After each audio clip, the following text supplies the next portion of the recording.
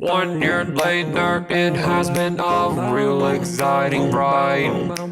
Getting to have my loved ones here by my side. Teenage me would love to find a reason to why, cause I'm shy now. This version of Joel wants to be your dog and guide. Another new season of Not Your Average Joel starts right now. Welcome back, everybody, to another episode of Not Your Average Joel. So, last episode, it was a solo episode, and I got to talk to y'all about social media trolls. And this is my second episode of the season. And you may recognize this guest here with me. She was actually in my last episode of season three, and she's actually my first guest of season four. So, everybody, welcome back, DeAnna. It's so good to get to have her back here on the channel. She's been on here a few times, and we've had some really good conversations about just different things, whether it's about like loneliness or success or even entrepreneurship. So it's always good getting to see her and getting to have good conversations with her. So welcome back, DeAnna. It's good to have you here, and thank you for being on here. Hi, guys. Thank you so much for having me. Can you believe it? Season four. This is incredible. Joel, you have been doing such a terrific job hitting such hard topics. Thank you so much for doing all this and having me. Yes, absolutely. And thank you so much. It's always good to have like guests like you and many others on here that are willing to join and just talk about all of these topics, whether they're the fun ones or whether they're the hard ones to kind of address. Like, I'm glad to have people like y'all on here, and I can't believe that I'm at season four. It's like I've been doing this for a year now, and it seems like I just started yesterday. Wow. I could believe it. Yeah, so as I know I mentioned this in the last episode, but I told all of y'all that I was doing a lot of traveling. I told y'all where all I went to, like DC, and I went to Philly and many other places, Delaware, Maryland, Milwaukee, Atlanta, Nashville. So like I've done a lot of traveling, and Deanna has actually done quite a bit of traveling too here recently. She actually, while I was in Philly, I was hoping to meet up with her, but she was gone because she was out of the country. She went to Jordan and Israel. So before I even tell everybody what this topic is about, I just want to hear from her right quick. I just want to hear how it was, just because I've always wanted to go, especially to Israel, and I really want to go to Jordan because of Petra. Like, so those are like two countries that I would love to go over to one day. So I was just kind of curious, how was your experience there, and like, did you learn anything while you were there? Yes, I was so sad to miss you, Joel, when you were back around here. But no worries, we'll have to get together another time soon in terms of that. Israel and Jordan was incredible. It was such a unique trip in itself. Jordan is definitely like the adventurous type, everything from like stargazing into the desert to four-wheeling in the desert to seeing Petra, like one of the most magnificent sights, candidly, I've ever seen.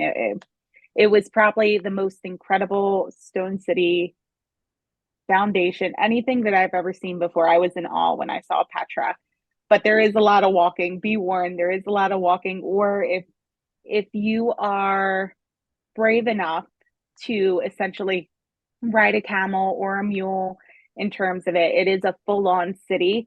So one thing I will recommend if you're planning on going to Petra one day is definitely taking more than one day. Uh, Maybe take two or three, just because it's so broad and you can see so much and do so many different activities in terms of there.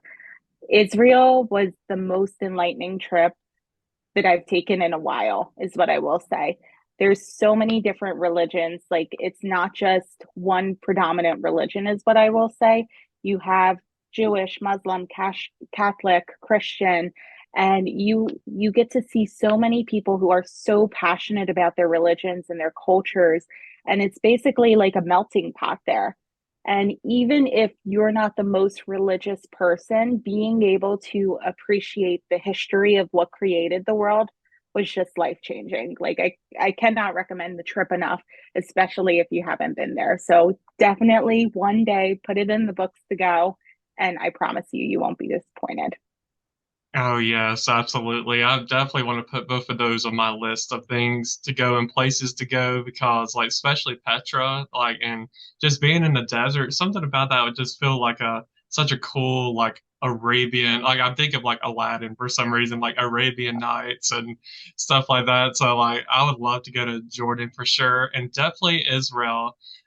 Because well, I know like when you look at the news, like, there's a lot of stuff that's out about Israel, like in war with like, I think Palestinians and people are kind of sometimes scared to like go to places like Israel.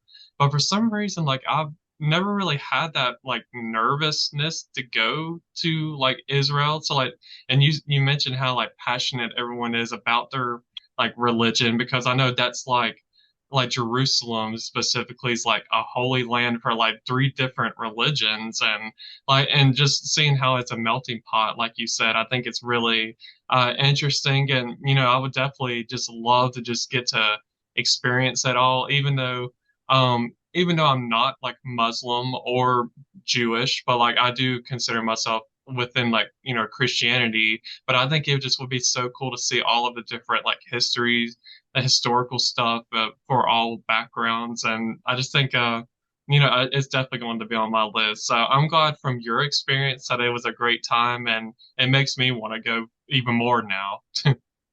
Yes. And what I will say is, yes, it's important to listen to the news and what's going on in the world, but take it with a grain of salt, especially if you're going somewhere that's not like that you don't feel the most safest. Like for me, candidly, Europe, I feel very confident in Europe. I've been to a lot of different places in Europe. So there I feel very confident in whenever I'm going to countries where it's not somewhere that I would be like, oh, I can manage my way around or I could do this. Booking with a tour company is always the best because they're going to pull the tours if anything is going on or happening.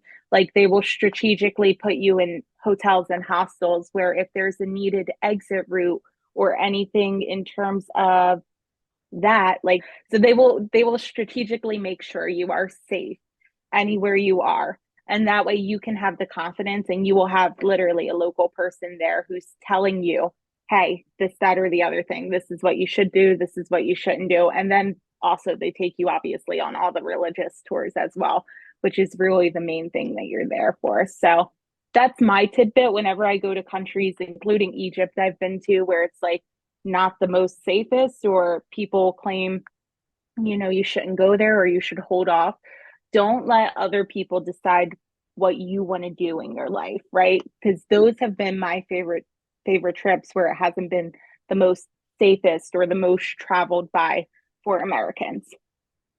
Yeah, that's actually some really good advice. I'm going to take that in and, not, make it to where I don't go just because media may post something about it. And like you said, the tour guides and all of them, they will take down a trip if it's not safe. So I think that's really good of like EF Ultimate, to do something like that. So I definitely might want to consider, going on a trip with EF Ultimate to Israel for sure.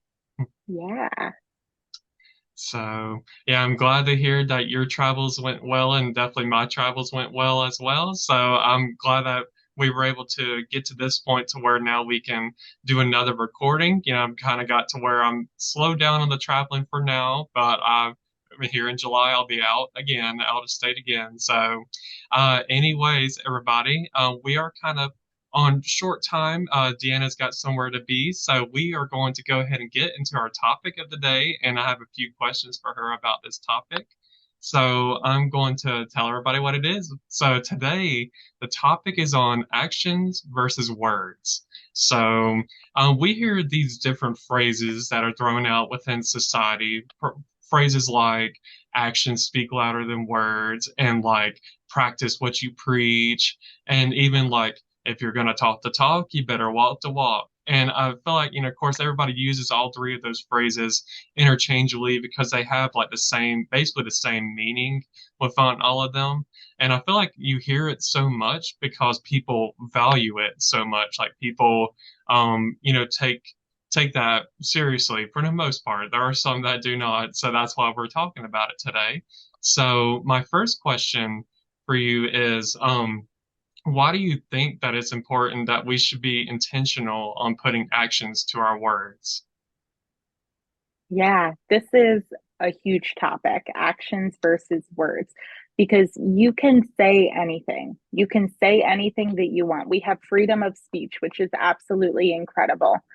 But when you're speaking, essentially people expect you to follow up on that. Like that's just the culture and society that we're in. People are watching you now, that when you're talking, whether it's social media, whether it's posting, whether it is a family dynamic or a work dynamic, when you're saying something, people are listening and then they're setting their own expectations for you. So essentially, if you're a person who actually takes action and follows through in what you're going to say, that is going to build your brand so much. That is going to make people want to be surrounded by you because they're like, DeAnna said this, I believe her. I believe she's going to give me a phone call back, or she's going to do this, that, or the other thing for me. Versus if I don't follow through with anything, they could be like, oh, DeAnna's a little flaky. Like, you can't trust what she's going to say. She says she wants to travel, but she'll never book a tour with me, or she'll never do this, that, or the other thing with me. So, like, actions are basically you backing up and giving yourself credit in terms of whatever you're saying. And that's not to say you can't change your mind or you can't change your decision or this, that, or the other thing, but you have to be able to explain and be able to support whatever decision you're making or whatever action you're making. And not taking an action is taking an action too, which I've also learned the hard way. Like if you're plagued with indecisiveness and you say something, or even you don't say something, that is an action that you're taking as well. And that will come across as well to other people because so many things, like so many whether it's communication, non-communication, how you are within a room, that is what makes other people interpret and perceive you and yourself. So it's super interesting, and it comes down to how you want to build your own brand, how you want to be perceived in this world. And then basically, if you don't like your reputation, if you don't like how you're coming across, what you can do to improve that, what you want to be known for and as. Yeah. Yeah, that's really good. I think, a lot of things that you said on in there was really good. Like specifically no action is real not doing nothing. It's really action itself. I think that's really key. And I've even learned that here in the last few years about that because, I never even thought about it that way either. I'm thinking, well, if you're not doing nothing, like how is that action? But really it is action. Like maybe if you're not maybe speaking up and standing up for something like maybe that you believe in, but like you're scared to say something about it, then it's like really it's like you're enabling the other side, or whatever, so it could be, I could see that for sure. And then another thing that you said was like, your perception or like your brand is like, if you value like your, like the way that people perceive you or the way that you want to have a good reputation, you want to have a good brand, and you want to be someone that's very dependable. So I think that yeah, if you say you're going to do something and you don't follow up on it, it does make you look, like you said, flaky. It makes you look like someone that like they're not going to trust you. They're probably going to be thinking, like I don't know if I can take their word, take him for his word because he said this before to me and then he didn't show up. So I think like integrity, like when I think of like, this whole question, I think of like integrity and how we should value like integrity and like being like honest, not only with other people, but with ourselves too. Like if we say we're going to, step up to the plate and do something, that we should take action to it and not just let our words fall flat. So I think that's very important for sure. 1000%. I definitely agree with that. Yeah, so I think that was, really good to bring up just because I know some people, nowadays, may just throw out like different things and, not follow through with what they say, which kind of leads me to my next question. So, one way that I feel like actions and words may not match up for people is, people will promise you something, like they'll go through a promise you know, and promises, when I think of it, I highly like I think highly of promises. Like I think, okay, well, this is like you're definitely going to do something. Like if you said, oh, let's just say I'm someone that maybe is trying to quit smoking. If I say I promise I'm going to, I'm going to try to quit smoking here in the next like month or so, and that means that like I'm really determined that like I'm going to, try to quit or try to at least like lower the amount of times that I smoke or something like that. So, or like trying to even put any kind of effort into it. So, when I think of a promise, I value it highly. And I feel like most people probably think of a promise as, something that like, you value highly, but like others may not, and they may just promise something and, to somebody just to make that person feel better about it. And then they may not follow through with it. So my next question for you is, when a loved one like makes a promise to you, do you usually just take their word at face value, or are you more of the type that you like I'll see it when I'll believe it when I see it, or does it just depend on the person and the circumstances? Yeah, so I think for me, it ties back a lot into what you said at the beginning, the integrity of the person. How, and most of my family I know very well, right? And I'm sure a lot of people know their own family very well too. So if I know Uncle Sam keeps his promises, or I should say, lives up to whatever he's saying or his word, then I know that if he's promising something or if he's saying something, he's going to follow through with it. Versus if I know Cousin Joe, and obviously these are made up names, but if I know he's not living up to anything he says or he's not following through with it, then I'm not going to hold his promises in high regard in terms of that. So it all comes down to you knowing the person. And then if you don't know the person, taking that leap of faith, are you going to essentially trust them? What have their actions, what has the background shown you about this person? And so I think a lot of it is judgment calls on yourself, in term like judgment calls that you make by yourself when you see these people like in their natural habitats or like what you've had past experiences with them. I was reading an article where it basically said you have to have 10 positive experience if you have one negative experience when you meet a person newly for the first time. You have to have 10 different positive experiences after that in order to change that perception. So even those family members that you can't like essentially trust, quote unquote, or you don't know if they're going to actually take that action, they're going to have a long time to be able to prove that they're changing and they're growing and they're trying and striving to do what they're saying they're doing, because you already have this brand and this image of them already. So it's definitely interesting. I don't like to stereotype people and say, hey, this person is flaky or this, that, or the other thing in terms of it. But it's important for you to trust yourself and your intuition. And if you're thinking about building your intuition, it's just paying attention to the little details and what they're showing you about their everyday life and their actions or words that they're taking. One thing I also want to point out that you hit on in the beginning was you spoke a little bit on, basically it was tying into like the reaction component, and I want to make sure there's an understanding that reaction is different to action as well, because we can be talking about something and I can just have an off the cuff reaction to whatever my experience has been or whatever we're discussing or saying, but then I can go through something else and then I can actually change that thought process or that action or this, that, or the other thing in terms of it. So I don't want people to think of themselves or think of others in a bucket as like being actionless or not living up to their word or truth if their word or truth is changing, because we're people. We experience different things. We evolve daily, however long. Like we need to be adaptable and flexible. And it's okay to admit, hey, I was actually wrong when I said that, or when I thought this, or that, or the other thing. This is what I actually experienced. And here's why. Here's what I'm looking forward to.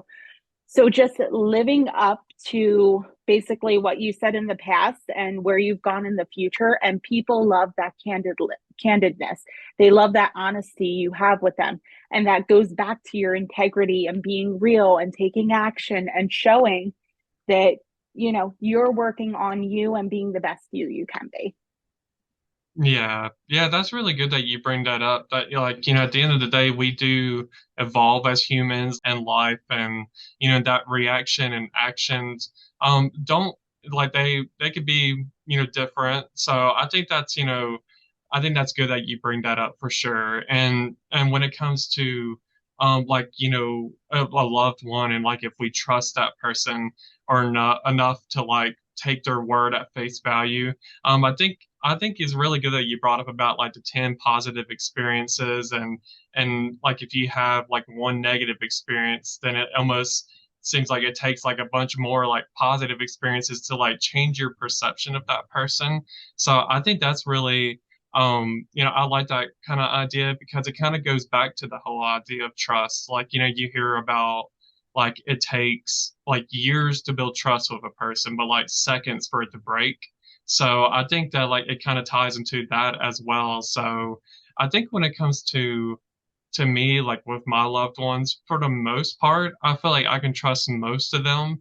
There are maybe a few that, I feel like maybe I have to like second guess it, or like I have to like really think about it. But for the most part, I feel like I do trust most of, my loved ones. And that doesn't include just family. So if I have family watching, they're going to be like, what, you don't trust me? So I was like, as more than just y'all, as friends as well. It's coworkers. It's anybody that's involved in my life. So, it just I had to just definitely sometimes I do have to second guess myself because there have been times where I trusted somebody and for their word, and then they fall through. They don't follow through with what they said, and then sometimes I fall into that same trap over and over again of just like letting them basically keep breaking their promise to me, and sometimes it takes a little bit for me to learn a lesson out of that, to either not trust them as much, or maybe not have them in my life as much. So I think it definitely depends on the person and the circumstance. Yeah. I like the saying, fool me once, shame on you, fool me twice, shame on me. So when somebody shows me that I can't trust them or I can't have that integrity with them or anything in that regard, that's when you see me start to withdraw, whether it's from a situation like a friendship, family ship, whatever it is. That's when you see me start to withdraw until you can prove that you deserve to have a position there, you deserve to have a response from me, you deserve it, because essentially, like, you can't continue rewarding and putting your trust and faith in a person if they're not living up to what you need from them, right? And it's not just saying that it's transactional and I need something from you, but it's saying, like, maybe I would go to the ends of the earth for you, and you're not even meeting me halfway here and being able to provide the same amount of effort in terms of that.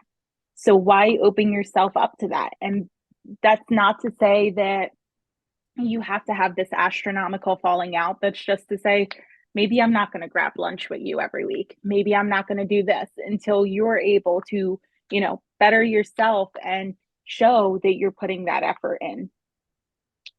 Yeah, absolutely. And I thought about another thing right quick that like, I feel like if you love somebody like a family member or a friend, and you like highly value them and you promise them something, then I think that like if you don't follow through with it, then it kind of makes you wonder like how much do you really love this person and value this person? Because it's like if you can't even like promise to show up to, let's just say if you promise that you're going to show up to dinner with this person on Saturday, and they don't, and you don't show up for them, and you don't even like let them know like, hey, sorry, I had an emergency, or I don't feel good.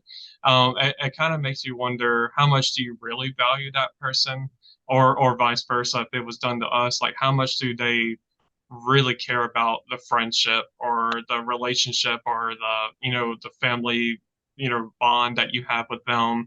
So I guess that was just another thing that I was thinking of, like when it comes to if you're not following through with your promises with like your loved ones, it may be a time for like a self-reflection. Like you might want to take a step back and just think like what can I do better in this area, and like to where I can gain people's trust in me again, that like I'm going to do better like with like following through with what I say I'm going to do. So I think it's just I think it does is about like what it I guess because like sometimes we kind of think of like putting ourselves first, like what is going to be good for me. And, sometimes what may be good for us, it may be, like you would rather stay at home than go to dinner with this person, even though you promised them that you were going to go to dinner with them. But then sometimes it comes at a cost to where maybe they may not want to go to dinner with you as much if you don't follow through and at least explain to them or being at least honest about the situation. But if you just flat out not show up, then it may cost you, like to where you're not as close with that person. Or if it got too intense, then like you may not have a friendship with that person anymore. Right. And something that conversation just made me think of too is the things surrounding expectations. I've had mixed responses when I tell people that it's easy to form expectations on person, or I should say on different people in your life, on different situations and scenarios. But I feel like that's just our natural habit is to have set expectations just based on our background. And some people will say it's unfair, that you shouldn't have any expectations and you should let people be themselves and live up to what they want to in terms of it and show you who they are. For me specifically, I still have expectations. I have expectations of myself and I still have expectations of other people I surround myself with, because I know that I'm going to live up to the other people I surround myself with. And essentially, if I'm not surrounding myself with people who are meeting expectations, it's going to show me that, hey, maybe I'm okay ditching this or not living up to this, that, or the other thing. And no, that's not the person I want to be. I want to be that person who is a cheerleader for another person, who shows up, who is a constant support. So it's really interesting. I did want your thought process on, do you have expectations on like your family members, on your friends? Do you have a certain standard? Like, what's that for you? Yeah, that's actually a really good question. And I feel like, to be honest, I do have like expectations as well. And I almost kind of feel like a lot of it, especially with family, like I almost expect that expectation because, like, when I think of family, I think of like, like it's almost like I guess like a natural loyalty that you feel like you should have to your family. So it's like if you say you're going to do something, like if I have a family member that says that they're going to, do this or that, and then, they don't follow through with it, then it's like, then I feel like because it's almost like I feel like I set them to a higher standard, like my family, than I do anybody else, just because like it's almost like you're a team, like you're a unit, and that, and if they don't follow through with what they say, then it's like, hold on, like you're family, like you're supposed to show up here when you said you were going to show up. And like if we were having a party for somebody,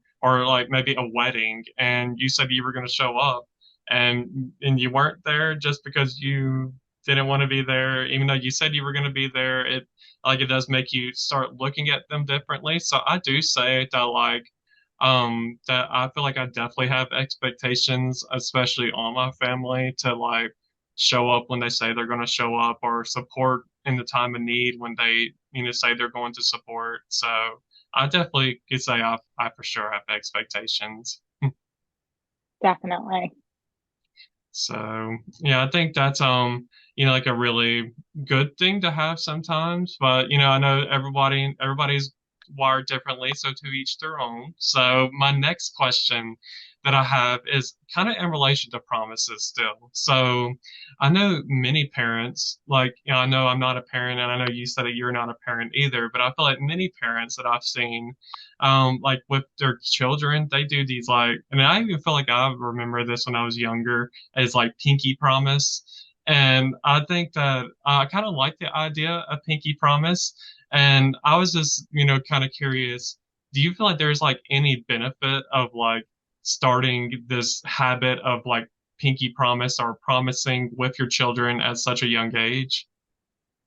Yeah, I think there's the benefit of showing that you can live up to whatever you're telling them.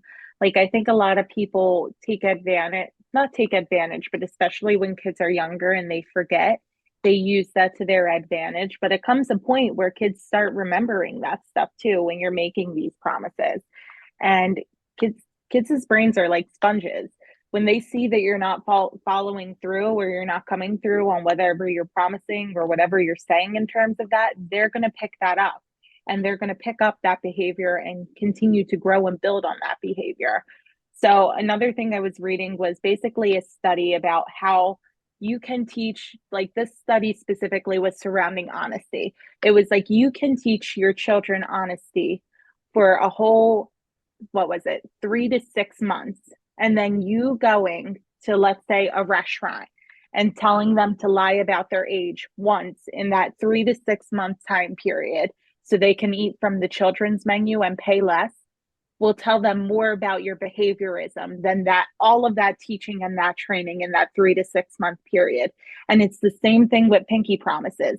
Like if you are not following through and you just keep chalking it up to make them behave, to make them settle down, simmer down, do whatever you're asking them to do, then they're going to pick up on that. And then they may use that to their manipulation or tactic one day, but they are basically mini yourselves in training, right? Like they're studying all of your behaviorisms and mannerisms in order to develop their own. So I think it could be very beneficial if you're using it the right way. But whatever you're pinky promising or promising, make sure you live up to. Don't just give false hope or pretense, because eventually it is going to show as just false hope itself. Yeah, yeah, that's really good. I like that you even bring up about like how some parents, may or have a kid lie about their age at restaurants just so they can get the free meal still or the cheaper meal. So I'm glad that you brought that up because it does tie back to like the whole, like your the kids, like you say, your kids' brains are like sponges, and like as you're getting older, you're learning, and like you learn, specifically from your parents. You follow what they do, and you kind of learn from them on like how they talk and how they act towards a situation. So I feel like the pinky promise, like one big benefit is that like it is teaching your kids that like if you say you're going to do something that you're actually going to do it. Like, do you pinky promise you're going to clean your room? And if they do the pinky promise, and it's like, okay, you said you're going to clean your room here in the next couple of hours, so it better be clean. And then I kind of feel like kids, if they start with if they value that pinky promise, and if they see that their parents value it, then as they get older, they may actually have an easier time with like valuing promises. And like, I mean, the adults may not go flat out pinky promise, like that, but like they may start with the whole idea of just like promising somebody and following through with it a little bit easier. So I think it's very beneficial for sure. And one like more final thought before we close out. I know we kind of talked about it earlier, but like, I was just thinking about like consequences that may come with, someone that may not follow through with their word. And the only things that I can really think of is, kind of like we said that like, maybe we talked about like trust and like integrity that like, maybe, and probably even like the perception as well, like we mentioned, is that like people are definitely going to look at you maybe in a little bit more of not so much of a positive light. Than they think they're like, I'm not sure if I can, this person has promised me before that they're going to do something, or this person said they're going to do something and they don't do it. So I think just definitely if you're going to, say that you're going to try to follow through with something, then definitely just follow through with it. Because if you don't, and unless it's like a big emergency or you're really sick, like you definitely need to try to, live up to your word, because you want to be a man or woman of your word. And you don't want to be someone that has a reputation of just kind of being flaky or not really being someone that people could depend on. Definitely. I a Yeah. thousand percent agree with everything we spoke on. One thing I do want to bring up too is The saying is constantly misinterpreted, especially since we're talking a lot of this ties into families, friendships, everything in regards to that. So I always used to hear growing up, blood is thicker than water. And when I finally got into it and I really studied it, it was basically the saying's been misinterpreted for years. Do you know the actual saying behind blood is thicker than water, Joel? And it's I okay if you actually, don't because I actually don't. okay. So it's the blood of the womb is so hold on because I got to think back to it. But it's basically saying basically that the blood of the womb is not thicker than the water of the covenant. So it's basically saying that who you surround yourself with is more important than just, the family you're born into. So making sure you're surrounding yourself with the people who are living up to your expectations, the people who are supporting you and helping you to thrive in whatever life you want to live in, whether that's your family, your friends, whoever it is, that is the most important thing here. Whether you have expectations for them or you don't, surround yourself with people you can trust and you want to be like and a part of. Yeah, definitely. I'm glad that you brought that up. I think that was like I love learning new different things, and even like in there in this podcast, that's like why I love doing podcasts because I love like just learning new things, and like that was something that I definitely learned. I never would have thought about that. I usually do think of blood, and when you think of blood, you think of like just the family you were born into, and it's much more than that. So I'm glad that you Yeah. brought that up. So that was really good. So. I know that we are, at our time of closing, and I'm definitely glad that we were able to do this. So I definitely appreciate you being on here today. Of course. Thank you, Joel, so much for having me. It's always a pleasure being with you guys. I'm super excited for your upcoming podcast. Make sure you guys are hanging around for season 4 because I know Joel has the best topics around. Yes, thank you so much. And this, like, one more quick thing I was going to say before we close out is this is where actions and words, line up. Like every time, I will say this about Deanna right quick. Every time we get together, like I tell her, we figure out a date and a time that we're going to meet up, and she always follows through with it. She shows up when she says she's Oh, going to because there are some guests I don't, and there's some have done it many times to me where they say they're going to show up and don't. And, I quit asking them now. I kind of make it to where they're not a guest on my podcast anymore. So I'm glad that I have people like Deanna and many others on here that have joined and say they're going to show up when they do. So I definitely appreciate you showing up. of course. Always here for the support, Joel. Yes, absolutely. So, thank you everybody for watching, whether it's on YouTube or even the short clips on Instagram, or I now have a TikTok page as well. If you Woo. type in I do and not your average Joel. So if you type that in the search bar, you can find my page. And I also have a Facebook page. If you type in not your average Joel as well, you can find me there. And in the closing like the closing credit, you'll hear a lot more about where else you can find my podcast episodes. So, anyways, everybody, I hope that y'all have a great rest of your day or night, depending on when you're watching or listening to this. And I will see y'all in the next episode of Not Your Average Joel. Bye. Bye, guys. Thank you, everybody, for listening to another episode of Not Your Average Joe. You should know the drill by now, but just in case if you don't, my podcast is available not only on YouTube, but also on most podcast streaming platforms, my Instagram page at Not Your Average Joel Podcast, and I also have a website that you can visit at notyouraverage.joelpodcast.com. My episodes will be coming out every Wednesdays going forward, so be sure to come back next Wednesday for a new episode. Thank you once again for your support, and I will talk to y'all in the next episode of Not Your Average Joe. Goodbye.